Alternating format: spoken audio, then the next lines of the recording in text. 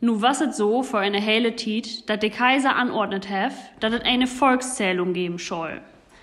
Da Job in Bethlehem geboren was, mussten he und sine Maria hell von Nazareth nach Bethlehem gehen, um sich dort inschreiben zu lassen.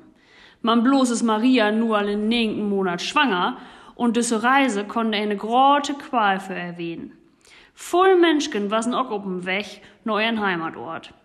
Endlich ankommen, säugten Maria und Josef neuen Platz zum Schlafen. Etwas war richtig wat los dort und sie haben nix gefunden. Maria war heller kaputt von der langen Reise. Oh Job, ich kann nicht mehr laufen. Nun dauert doch wat. Sonst krieg ich das Kind hier gleich neben den ollen Hopen Bullenmess.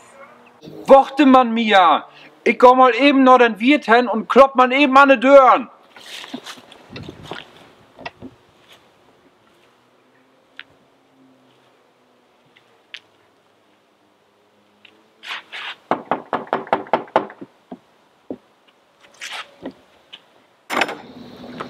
Was wusst du?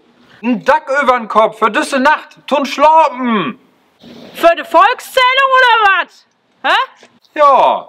Ne, wir habt keinen Platz hier. Ja, Mann, dann geh ich man eben andere Kante hin, da ist ja auch noch ein Wirtshus. Oh, was ist nu Job? Ich geh eben andere Kante Straßen hin, da ist ja auch noch ein Wirtshus, dann frag ich da noch mal.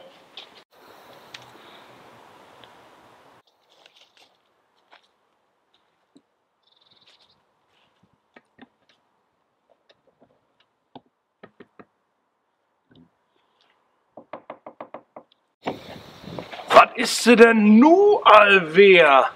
Namp, ich sorg ne Kammer für mi und mine Frau. So. Ja, hab ich noch wat frei? Für so'n Parkvolk als I dat bin nicht mehr. So jung und ein Kind? Ja, dat mod wohl ein Unfall wen haben. Auf Hedor, weil die Pappen ist? Ja, die bin in Nuse Rutschmeten worden, die beiden. Ach, das Kind hat nur all verloren, bevor es überhaupt auf die Welt gekommen ist. Und so'n Kind kann nie im Leben wat werden. Maria und Josef waren verzweifelt. Ein letztes Mal wollte Josef es noch versorgen. Ein Hus ist noch da. Vielleicht kann die beiden da holpen werden.